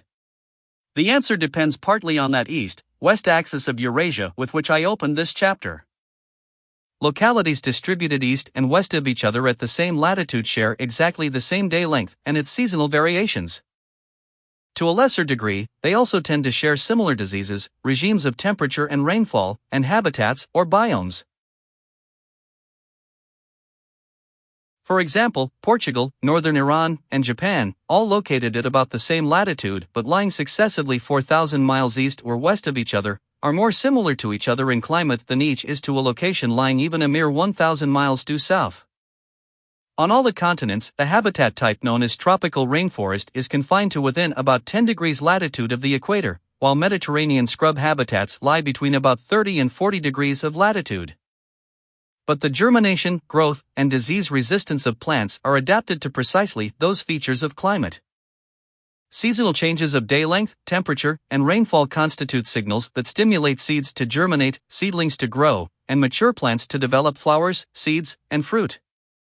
Each plant population becomes genetically programmed, through natural selection, to respond appropriately to signals of the seasonal regime under which it has evolved. Those regimes vary greatly with latitude. For example, day length is constant throughout the year at the equator, but at temperate latitudes it increases as the months advance from the winter solstice to the summer solstice, and it then declines again through the next half of the year. The growing season, that is, the months with temperatures and day lengths suitable for plant growth, is shortest at high latitudes and longest toward the equator. Plants are also adapted to the diseases prevalent at their latitude. Woe betide the plant whose genetic program is mismatched to the latitude of the field in which it is planted. Imagine a Canadian farmer foolish enough to plant a race of corn adapted to growing farther south, in Mexico. The unfortunate corn plant, following its Mexico-adapted genetic program, would prepare to thrust up its shoots in March, only to find itself still buried under 10 feet of snow. Should the plant become genetically reprogrammed so as to germinate at a time more appropriate to Canada, say, late June, the plant would still be in trouble for other reasons. Its genes would be telling it to grow at a leisurely rate, sufficient only to bring it to maturity in 5 months. That's a perfectly safe strategy in Mexico's mild climate, but in Canada a disastrous one that would guarantee the spacious skies and tilted axes. Plants being killed by autumn frosts before it had produced any mature corn cobs. The plant would also lack genes for resistance to diseases of northern climates, while uselessly carrying genes for resistance to diseases of southern climates. All those features make low-latitude plants poorly adapted to high-latitude conditions, and vice versa. As a consequence, most Fertile Crescent crops grow well in France and Japan but poorly at the equator. Animals too are adapted to latitude-related features of climate. In that respect we are typical animals, as we know by introspection. Some of us can't stand cold northern winters with their short days and characteristic germs, while others of us can't stand hot tropical climates with their own characteristic diseases. In recent centuries, overseas colonists from cool northern Europe have preferred to emigrate to the similarly cool climates of North America, Australia, and South Africa, and to settle in the cool highlands within equatorial Kenya and New Guinea. Northern Europeans who were sent out to hot tropical lowland areas used to die in droves of diseases such as malaria, to which tropical peoples had evolved some genetic resistance. That's part of the reason why Fertile Crescent domesticates spread west and east so rapidly. They were already well adapted to the climates of the regions to which they were spreading. For instance, once farming crossed from the plains of Hungary into Central Europe around 5400 BC, it spread so quickly that the sites of the first farmers in the vast area from Poland west to Holland were nearly contemporaneous. By the time of Christ, cereals of Fertile Crescent origin were growing over the 8,000-mile expanse from the Atlantic coast of Ireland to the Pacific coast of Japan. That west-east expanse of Eurasia is the largest land distance on Earth. Thus, Eurasia's west-east axis allowed Fertile Crescent crops quickly to launch agriculture over the band of temperate latitudes from Ireland to the Indus Valley, and to enrich the agriculture that arose independently in Eastern Asia. Conversely, Eurasian crops that were first domesticated far from the Fertile Crescent but at the same latitudes were able to diffuse back to the Fertile Crescent. Today, when seeds are transported over the whole globe by ship and plane, we take it for granted that our meals are a geographic mishmash. A typical American fast food restaurant meal would include chicken and potatoes or corn, seasoned with black pepper and washed down with a cup of coffee. Already, though, by 2,000 years ago, Romans were also nourishing themselves with their own hodgepodge of foods that mostly originated elsewhere. Of Roman crops, only oats and poppies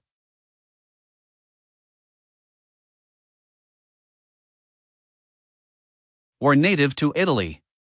Roman staples were the Fertile Crescent founder package, supplemented by quince, millet and cumin, cucumber, sesame, and citrus fruit, and chicken, rice, apricots, peaches, and foxtail millet.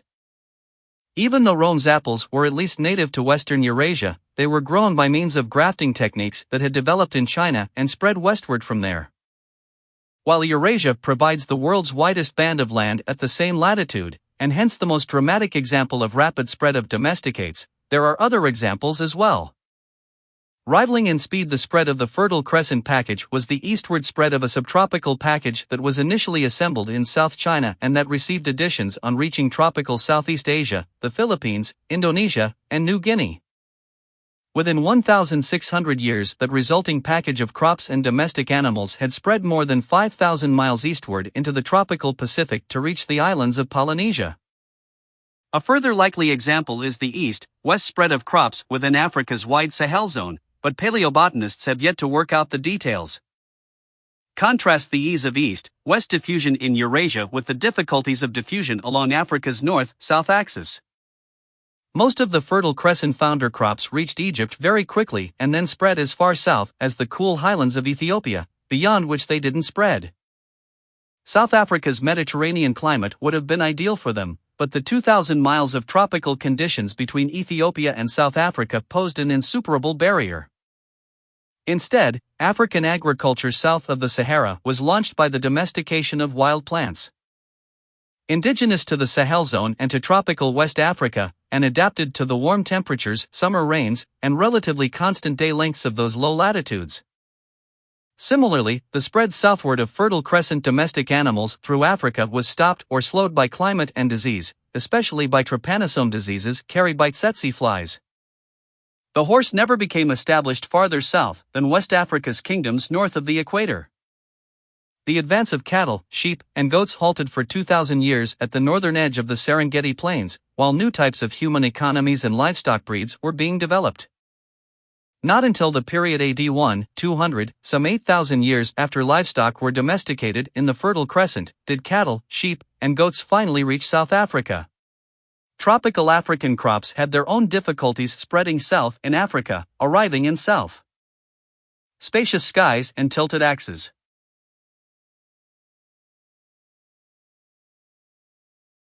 Africa with black African farmers just after those Fertile Crescent livestock did.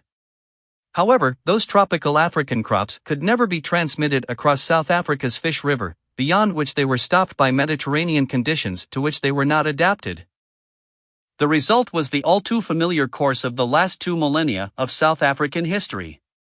Some of South Africa's indigenous Khoisan peoples acquired livestock but remained without agriculture. They became outnumbered and were replaced northeast of the Fish River by black African farmers, whose southward spread halted at that river. Only when European settlers arrived by sea in 1652, bringing with them their Fertile Crescent crop package, could agriculture thrive in South Africa's Mediterranean zone. The collisions of all those peoples produced the tragedies of modern South Africa, the quick decimation of the Khoisan by European germs and guns, a century of wars between Europeans and blacks, another century of racial oppression, and now efforts by Europeans and blacks to seek a new mode of coexistence in the former Khoisan lands. Contrast also the ease of diffusion in Eurasia with its difficulties along the Americas north-south axis. The distance between Mesoamerica and South America, say, between Mexico's highlands and Ecuador's, is only 1,200 miles, approximately the same as the distance in Eurasia separating the Balkans from Mesopotamia. The Balkans provided ideal growing conditions for most Mesopotamian crops and livestock, and received those domesticates as a package within 2,000 years of its assembly in the Fertile Crescent. That rapid spread preempted opportunities for domesticating those and related species in the Balkans. Highland Mexico and the Andes would similarly have been suitable for many of each other's crops and domestic animals. A few crops, notably Mexican corn, did indeed spread to the other region in the pre-Columbian era. But other crops and domestic animals failed to spread between Mesoamerica and South America. The cool highlands of Mexico would have provided ideal conditions for raising llamas, guinea pigs, and potatoes, all domesticated in the cool highlands of the South American Andes. Yet the northward spread of those Andean specialties was stopped completely by the hot intervening lowlands of Central America. Or in United States might have thrived in the Andes, but their southward spread was stopped by the intervening tropical climates. The mere 700 miles of north-south distance prevented Mexican corn, squash, and beans from reaching the U.S. Southwest for several thousand years after their domestication in Mexico, and Mexican chili peppers and quinopods never did reach it in prehistoric times. For thousands of years after corn was domesticated in Mexico, it failed to spread northward into eastern North America, because of the cooler climates and shorter growing season prevailing there. At some time between AD 1 and AD 200, corn finally appeared in the eastern United States, but only as a very minor crop.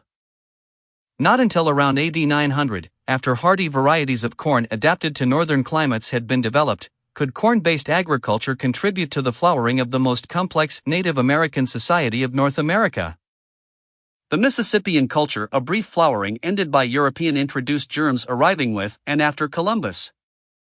Recall that most Fertile Crescent crops prove, upon genetic study, to derive from only a single domestication process, whose resulting crop spread so quickly that it preempted any other incipient domestications of the same or related species.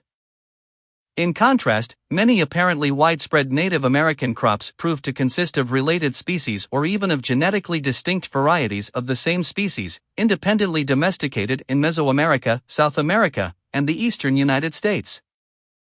Closely related species replace each other geographically among the amaranths, beans, quinopods, chili peppers, cottons, squashes, and tobaccos.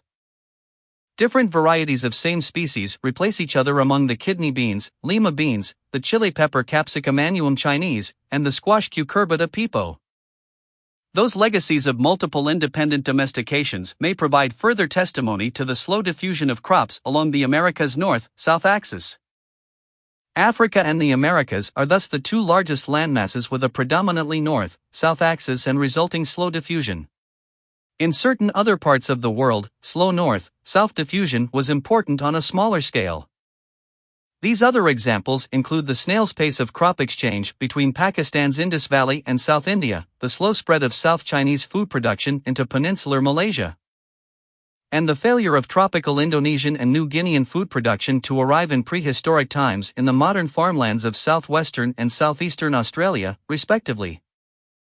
Those two corners of Australia are now the continent's breadbaskets, but they lie more than 2,000 miles south of the equator.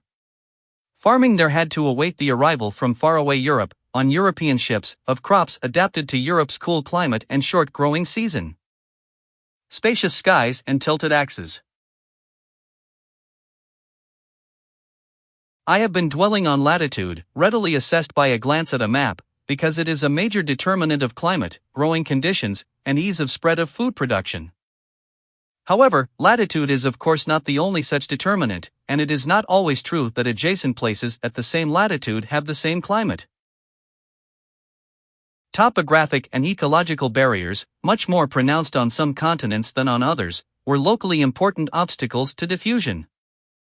For instance, crop diffusion between the U.S. Southeast and Southwest was very slow and selective, although these two regions are at the same latitude. That's because much of the intervening area of Texas and the southern Great Plains was dry and unsuitable for agriculture. A corresponding example within Eurasia involved the eastern limit of Fertile Crescent crops, which spread rapidly westward to the Atlantic Ocean and eastward to the Indus Valley without encountering a major barrier. However, farther eastward in India, the shift from predominantly winter rainfall to predominantly summer rainfall contributed to a much more delayed extension of agriculture, involving different crops and farming techniques, into the Ganges plain of northeastern India. Still farther east, temperate areas of China were isolated from western Eurasian areas with similar climates by the combination of the Central Asian Desert, Tibetan Plateau, and Himalayas. The initial development of food production in China was therefore independent of that at the same latitude in the Fertile Crescent, and gave rise to entirely different crops. However, even those barriers between China and Western Eurasia were at least partly overcome during the second millennium BC, when West Asian wheat, barley, and horses reached China. By the same token, the potency of a 2,000-mile north-south shift as a barrier also varies with local conditions. Fertile Crescent food production spread southward over that distance to Ethiopia, and Bantu food production spread quickly from Africa's Great Lakes region south to Natal, because in both cases the intervening areas had similar rainfall regimes and were suitable for agriculture. In contrast, crop diffusion from Indonesia south to southwestern Australia was completely impossible, and diffusion over the much shorter distance from Mexico to the U.S. southwest and southeast was slow, because the intervening areas were deserts hostile to agriculture. The lack of a high-elevation plateau in Mesoamerica south of Guatemala, and Mesoamerica's extreme narrowness south of Mexico and especially in Panama, were at least as important as the latitudinal gradient in throttling crop and livestock exchanges between the highlands of Mexico and the Andes. Continental differences in axis orientation affected the diffusion not only of food production but also of other technologies and inventions. For example, around 3000 BC the invention of the wheel in or near Southwest Asia spread rapidly west and east across much of Eurasia within a few centuries, whereas the wheels invented independently in prehistoric Mexico never spread south to the Andes.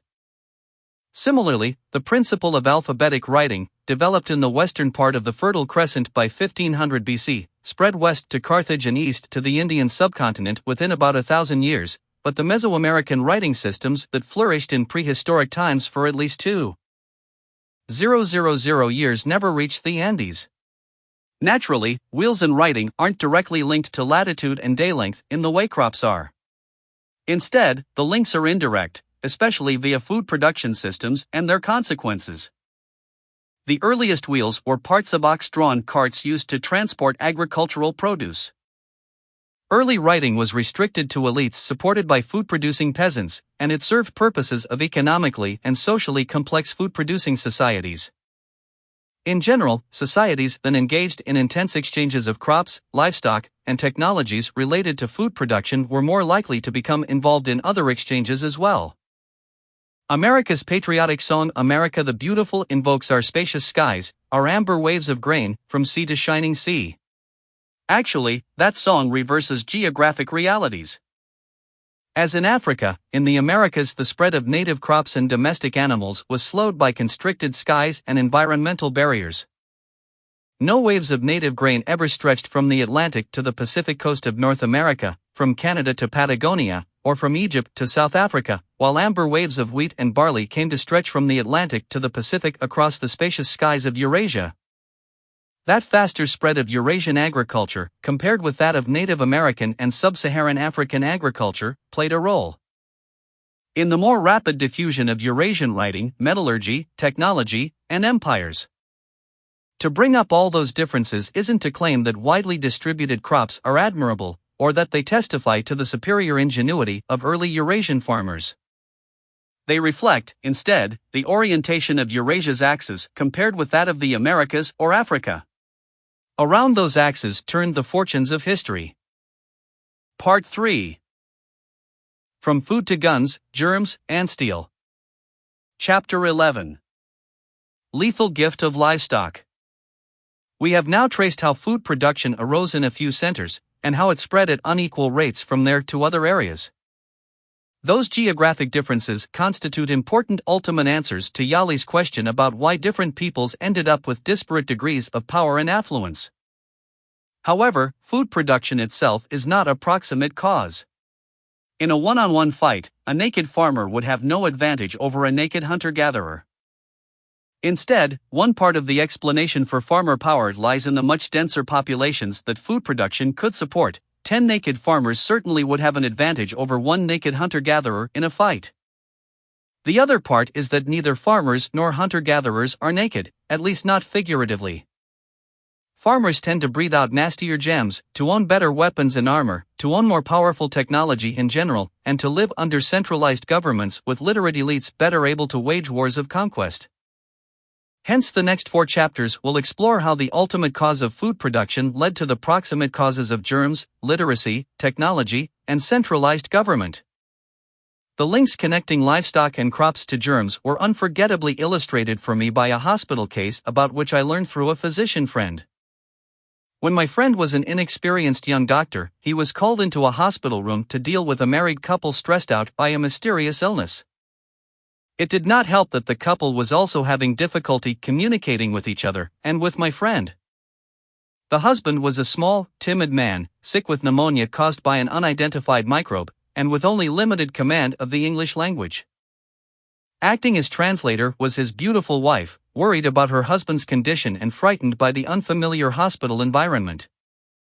My friend was also stressed out from a long week of hospital work, and from trying to figure out what unusual risk factors might have brought on the strange illness. Lethal gift of livestock.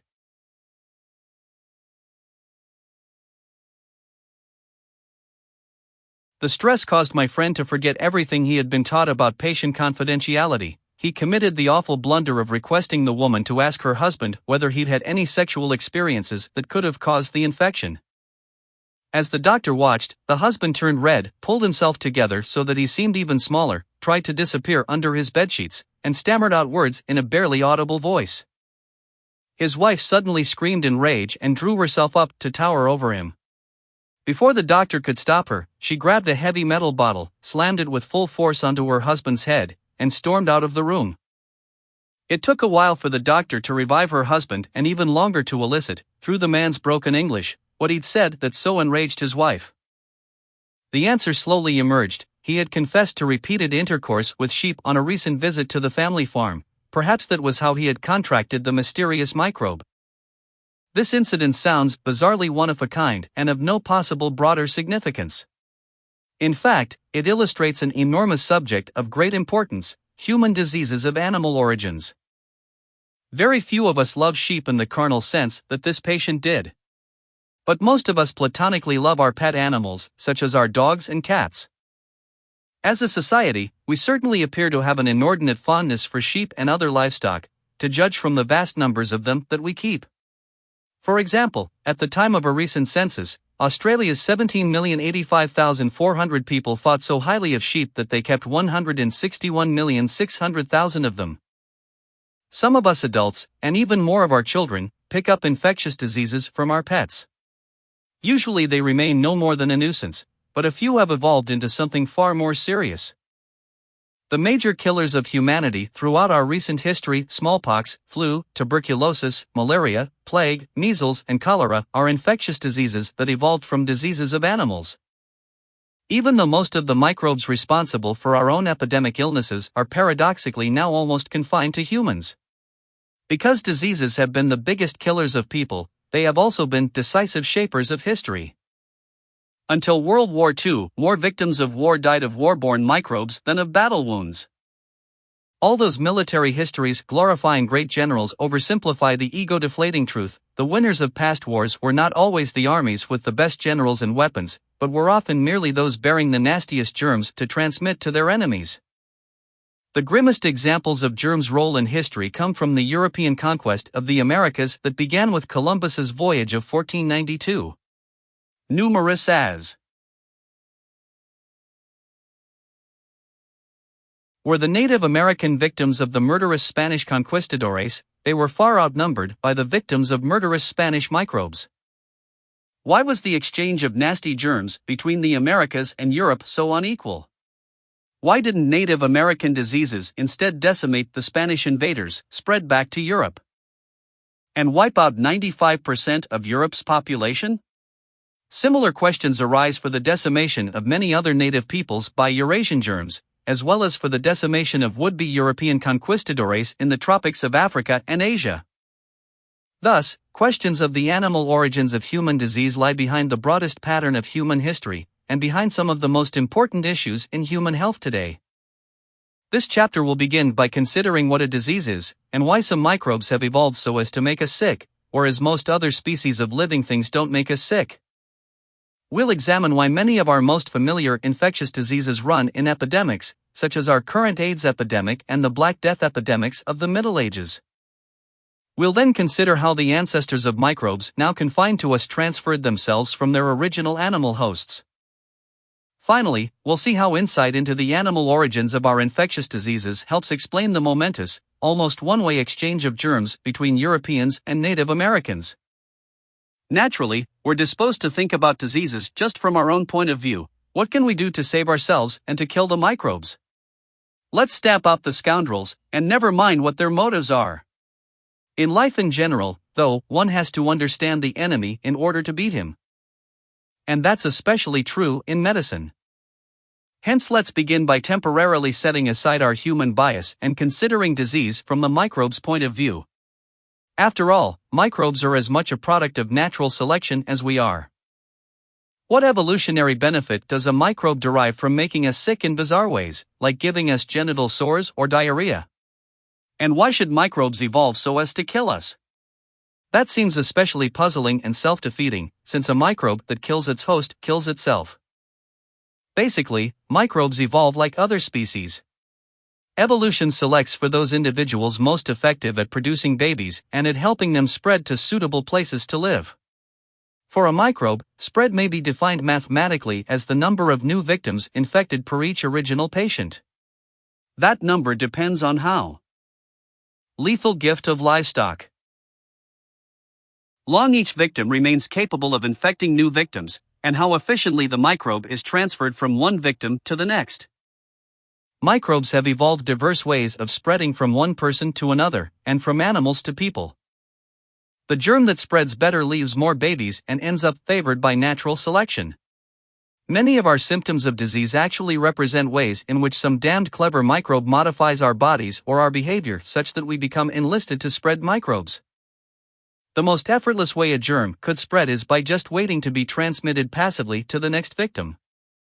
That's the strategy practiced by microbes that wait for one host to be eaten by the next host, for instance, Salmonella bacteria, which we contract by eating already infected eggs or meat, the worm responsible for trichinosis, which gets from pigs to us by waiting for us to kill the pig and eat it without proper cooking, and the worm causing anisakaiasis, with which sushi-loving Japanese and Americans occasionally infect themselves by consuming raw fish. Those parasites pass to a person from an eaten animal, but the virus causing laughing sickness in the New Guinea highlands used to pass to a person from another person who was eaten. It was transmitted by cannibalism, when highland babies made the fatal mistake of licking their fingers after playing with raw brains that their mothers had just cut out of dead kuru victims awaiting cooking. Some microbes don't wait for the old host to die and get eaten, but instead hitchhike in the saliva of an insect that bites the old host and flies off to find a new host. The free ride may be provided by mosquitoes, fleas, lice, or tsetse flies that spread malaria, plague, typhus, or sleeping sickness, respectively. The dirtiest of all tricks for passive carriage is perpetrated by microbes that pass from a woman to her fetus and thereby infect babies already at birth. By playing that trick, the microbes responsible for syphilis, rubella, and now AIDS pose ethical dilemmas with which believers in a fundamentally just universe have had to struggle desperately. Other germs take matters into their own hands, figuratively speaking. They modify the anatomy or habits of their host in such a way as to accelerate their transmission. From our perspective, the open genital sores caused by venereal diseases like syphilis are a vile indignity. From the microbe's point of view, however, they're just a useful device to enlist a host's help in inoculating microbes into a body cavity of a new host. The skin lesions caused by smallpox similarly spread microbes by direct or indirect body contact.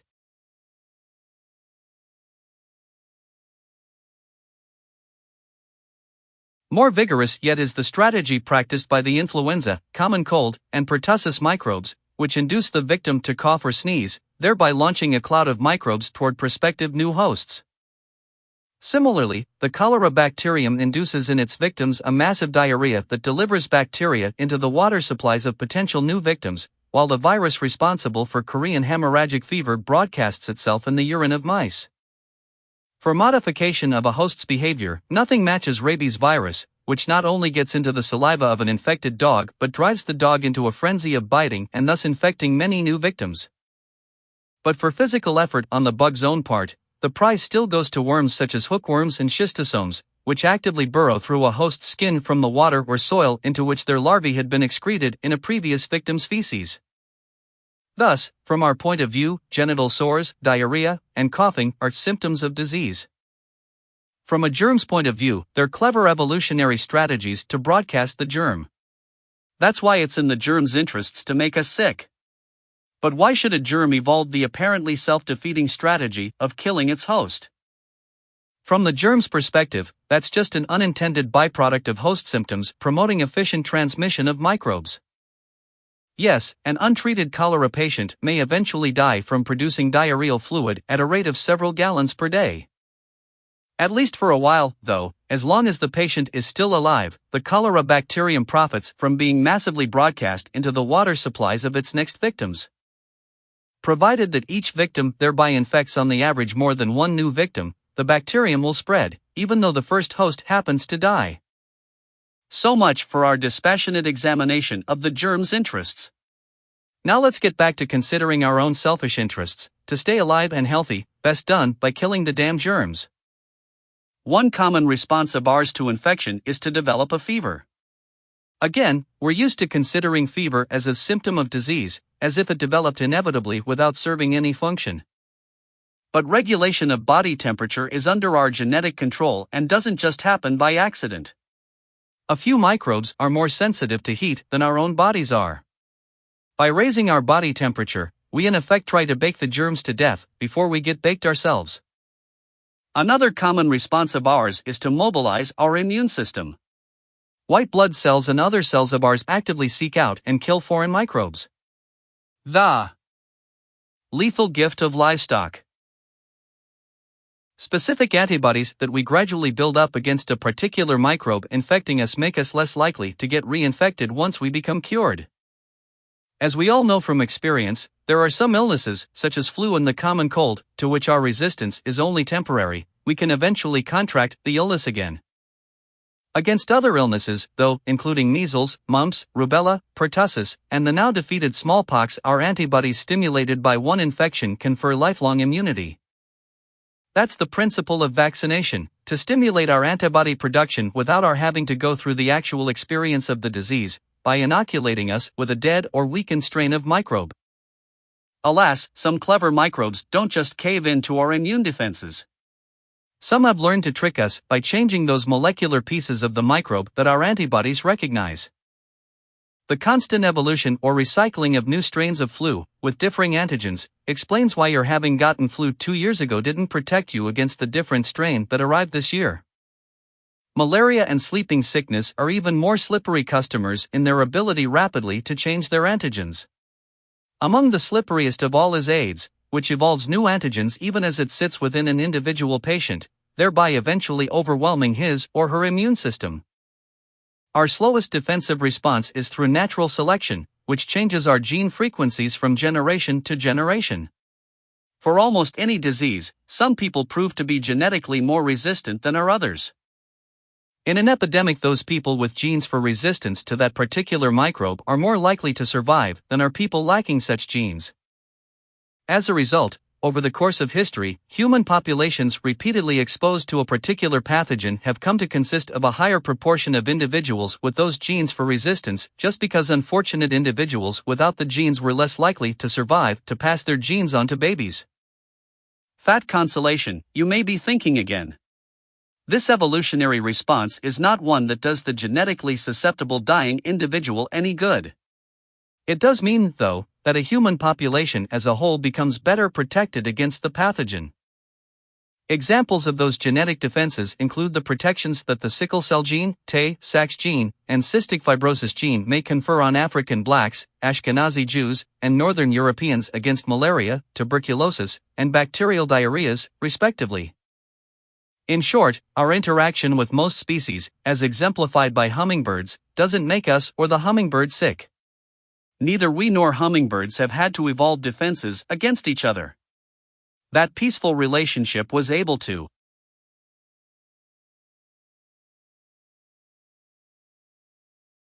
persist because hummingbirds don't count on us to spread their babies or to offer our bodies for food. Hummingbirds evolved instead to feed on nectar and insects, which they find by using their own wings. But microbes evolved to feed on the nutrients within our own bodies, and they don't have wings to let them reach a new victim's body once the original victim is dead or resistant. Hence, many germs have had to evolve tricks to let them spread between potential victims, and many of those tricks are what we experience as symptoms of disease. We've evolved counter tricks of our own, to which the germs have responded by evolving counter tricks. We and our pathogens are now locked in an escalating evolutionary contest, with the death of one contestant the price of defeat, and with natural selection playing the role of umpire. Now let's consider the form of the contest, blitzkrieg or guerrilla war. Suppose that one counts the number of cases of some particular infectious disease in some geographic area, and watches how the numbers change with time. The resulting patterns differ greatly among diseases. For certain diseases, like malaria or hookworm, new cases appear any month of any year in an affected area. So-called epidemic diseases, though, produce no cases for a long time, then a whole wave of cases, then no more cases again for a while. Among such epidemic diseases, influenza is one personally familiar to most Americans, certain years being particularly bad years for us. Cholera epidemics come at longer intervals, the 1991 Peruvian epidemic being the first one to reach the New World during the 20th century. Although today's influenza and cholera epidemics make front-page stories, epidemics used to be far more terrifying before the rise of modern medicine. The greatest single epidemic in human history was the one of influenza that killed 21 million people at the end of the First World War.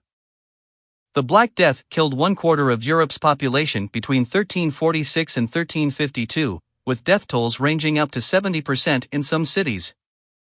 When the Canadian Pacific Railroad was being built through Saskatchewan in the early 1880s, that province's Native Americans, who had previously had little exposure to whites and their germs, died of tuberculosis at the incredible rate of 9% per year. The infectious diseases that visit us as epidemics, rather than as a steady trickle of cases, share several characteristics. First, they spread quickly and efficiently from an infected person to nearby healthy people, with the result that the whole population gets exposed within a short time. Second, they're acute illnesses. Within a short time, you either die or recover completely. Third, the fortunate ones. Lethal gift of livestock. Of us who do recover develop antibodies that leave us immune against a recurrence of the disease for a long time, possibly for the rest of our life.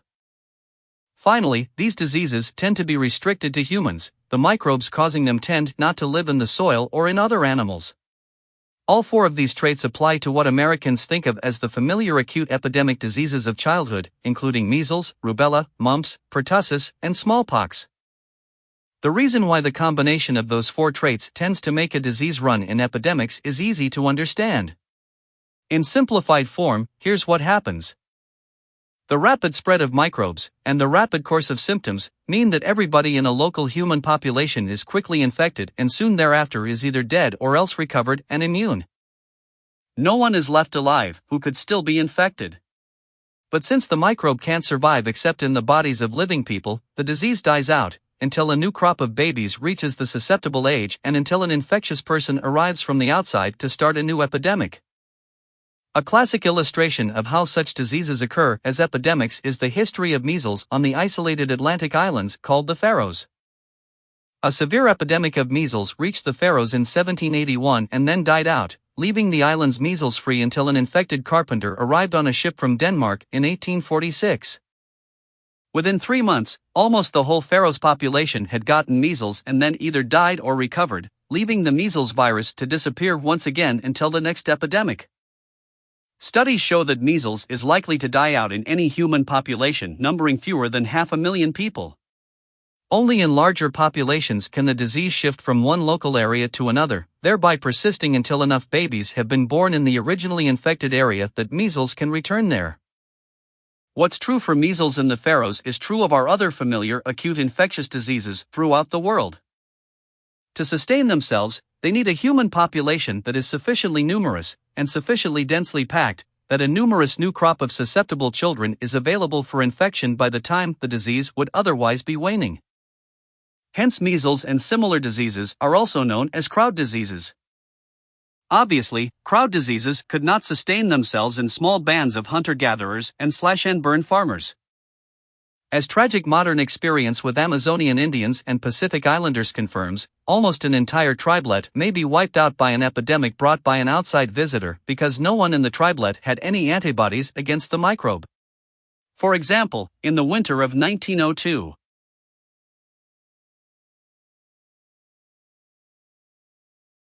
A dysentery epidemic brought by a sailor on the whaling ship Active killed 51 out of the 56 Sadlermiad Eskimos, a very isolated band of people living on Southampton Island in the Canadian Arctic.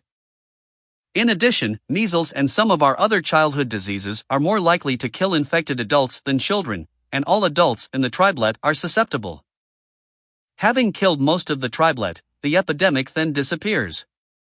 The small population size of tribelets explains not only why they can't sustain epidemics introduced from the outside, but also why they never could evolve epidemic diseases of their own to give back to visitors.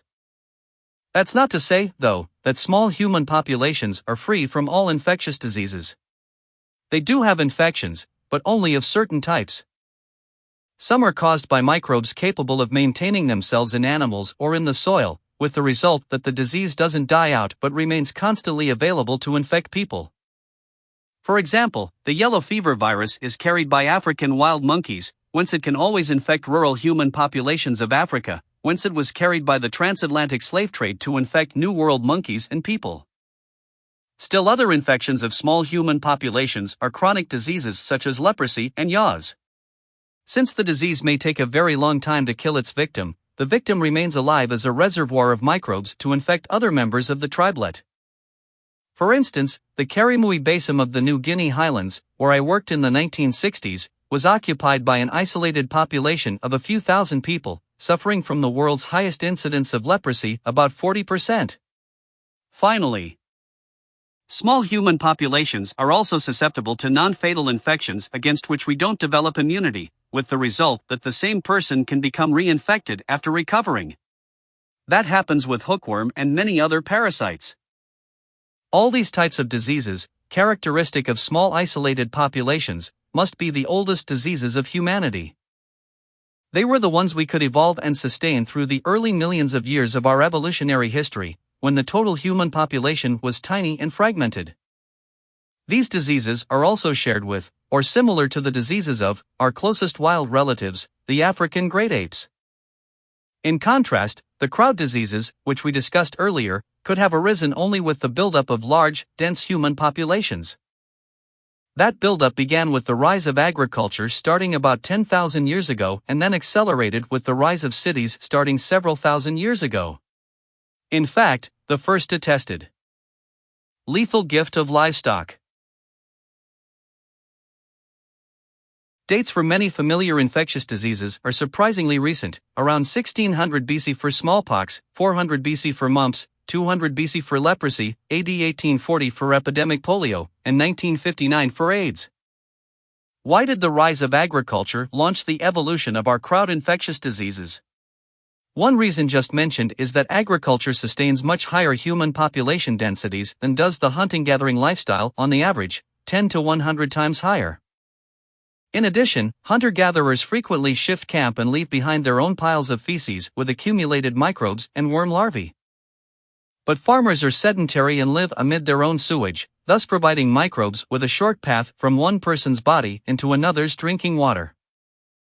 Some farming populations make it even easier for their own fecal bacteria and worms to infect new victims by gathering their feces and urine and spreading them as fertilizer on the fields where people work. Irrigation agriculture and fish farming provide ideal living conditions for the snails carrying schistosomiasis and for flukes that burrow through our skin as we wade through the feces-laden water. Sedentary farmers become surrounded not only by their feces but also by disease-transmitting rodents, attracted by the farmers' stored food.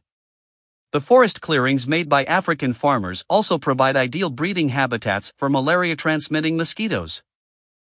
If the rise of farming was thus a bonanza for our microbes, the rise of cities was a greater one, as still more densely packed human populations festered under even worse sanitation conditions. Not until the beginning of the 20th century did Europe's urban populations finally become self-sustaining. Before then, constant immigration of healthy peasants from the countryside was necessary to make up for the constant deaths of city dwellers from crowd diseases. Another bonanza was the development of world trade routes, which by Roman times effectively joined the populations of Europe, Asia, and North Africa into one giant breeding ground for microbes. That's when smallpox finally reached Rome, as the plague of Antonius, which killed millions of Roman citizens between AD 165 and 180. Similarly, bubonic plague first appeared in Europe as the plague of Justinian. But plague didn't begin to hit Europe with full force as the Black Death epidemics until AD 1346, when a new route for overland trade with China provided rapid transit, along Eurasia's east-west axis, for flea-infested furs from plague-ridden areas of Central Asia to Europe. Today, our jet planes have made even the longest intercontinental flight briefer than the duration of any human infectious disease. That's how an Aerolíneas Argentinas airplane, stopping in Lima, in 1991, managed to deliver dozens of cholera-infected people that same day.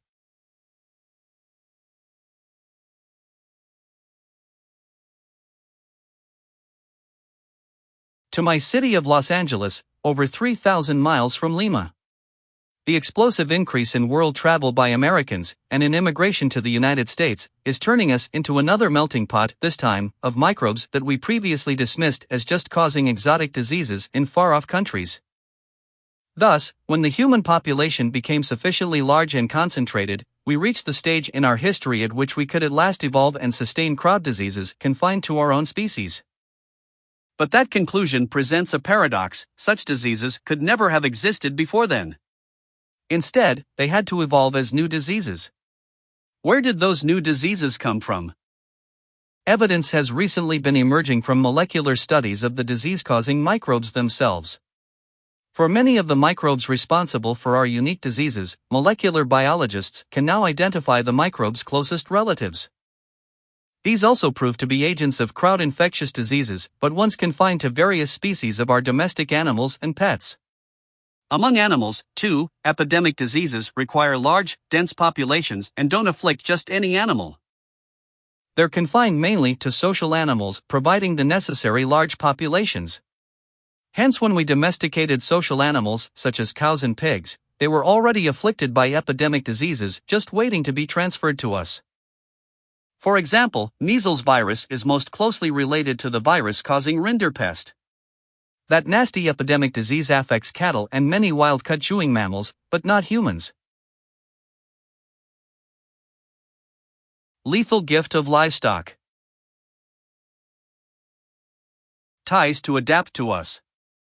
That transfer is not at all surprising, considering that many peasant farmers live and sleep close to cows and their feces, urine, breath, sores, and blood. Our intimacy with cattle has been going on for the 9,000 years since we domesticated them, ample time for the rinderpest virus to discover us nearby. As Table 11.1 illustrates, others of our familiar infectious diseases can similarly be traced back to diseases of our animal friends. Given our proximity to the animals we love, we must be getting constantly bombarded by their microbes. Those invaders get winnowed by natural selection, and only a few of them succeed in establishing themselves as human diseases. A quick survey of current diseases lets us trace out 4 stages in the evolution of a specialized human disease from an animal precursor. The first stage is illustrated by dozens of diseases that we now and then pick up directly from our pets and domestic animals.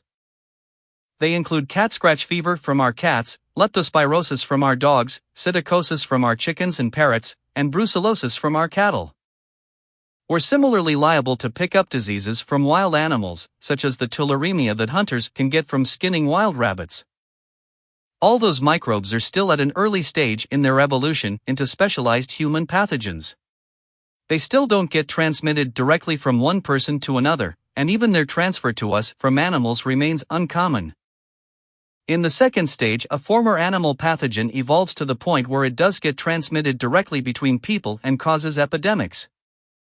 However, the epidemic dies out for any of several reasons, such as being cured by modern medicine, or being stopped when everybody around has already been infected and either becomes immune or dies. For example, a previously unknown fever termed Anyangnyang fever appeared in East Africa in 1959 and proceeded to infect several million Africans. It probably arose from a virus of monkeys and was transmitted to humans by mosquitoes. The fact that patients recovered quickly and became immune to further attack helped the new disease die out quickly. Closer to home for Americans, Fort Bragg fever was the name applied to a new leptospiral disease that broke out in the United States in the summer of 1942 and soon disappeared.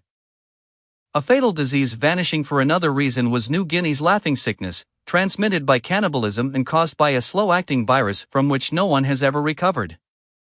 Kuru was on its way to exterminating New Guinea's tribe of 20,000 people, until the establishment of Australian government control around 1959 ended cannibalism and thereby the transmission of Kuru.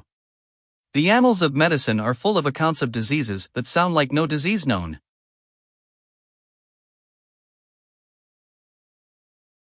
today, but that once caused terrifying epidemics and then disappeared as mysteriously as they had come. The English sweating sickness, which swept and terrified Europe between 1485 and 1552, and the Picardy sweats of 18th and 19th century France, are just two of the many epidemic illnesses that vanished long before modern medicine had devised methods for identifying the responsible microbes. A third stage in the evolution of our major diseases is represented by former animal pathogens that did establish themselves in humans, that have not died out, and that may or may not still become major killers of humanity. The future remains very uncertain for Lassa fever, caused by a virus derived probably from rodents. Lassa fever was first observed in 1969 in Nigeria, where it causes a fatal illness so contagious that Nigerian hospitals have been closed down if even a single case appears. Better established is Lyme disease, caused by a spirochete that we get from the bite of ticks carried by mice and deer. Although the first known human cases in the United States appeared only as recently as 1962, Lyme disease is already reaching epidemic proportions in many parts of our country. The future of AIDS, derived from monkey viruses and first documented in humans around 1959, is even more secure. The final stage of this evolution is represented by the major, long-established epidemic diseases confined to humans. These diseases must have been the evolutionary survivors of far more pathogens that tried to make the jump to us from animals and mostly failed. What is actually going on in those stages, as an exclusive disease of animals transforms itself into an exclusive disease of humans? One transformation involves a change of intermediate vector, when a microbe relying on some arthropod vector for transmission switches to a new host. The microbe may be forced to find a new arthropod as well. For example, typhus was initially transmitted between rats by rat fleas, which sufficed for a while to transfer typhus from rats to humans. Eventually, typhus microbes discovered that human body lice offered a much more efficient method of traveling directly between humans. Now that Americans have mostly deloused themselves, typhus has discovered a new route into us, by infecting eastern North American flying squirrels and then transferring to people whose attics harbor flying squirrels. In short, diseases represent evolution and progress, and microbes adapt by natural selection to new hosts and vectors.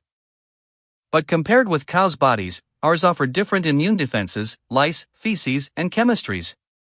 In that new environment, a microbe must evolve new ways to live and to propagate itself. In several instructive cases, doctors or veterinarians have actually been able to observe microbes. Lethal gift of livestock. Evolving those new ways. The best studied case involves what happened when myxomatosis hit Australian rabbits. The myxovirus, native to a wild species of Brazilian rabbit, had been observed to cause a lethal epidemic in European domestic rabbits, which are a different species. Hence the virus was intentionally introduced to Australia in 1950 in the hopes of ridding the continent of its plague of European rabbits, foolishly introduced in the 19th century. In the first year, Mixo produced a gratifying 99.8% mortality rate in infected rabbits. Unfortunately for the farmers, the death rate then dropped in the second year to 90% and eventually to 25%, frustrating hopes of eradicating rabbits completely from Australia. The problem was that the myxovirus evolved to serve its own interests, which differed from ours as well as from those of the rabbits. The virus changed so as to kill fewer rabbits and to permit lethally infected ones to live longer before dying. As a result, a less lethal myxovirus spreads baby viruses to more rabbits than did the original, highly virulent Mixo. For a similar example in humans, we have only to consider the surprising evolution of syphilis. Today, our two immediate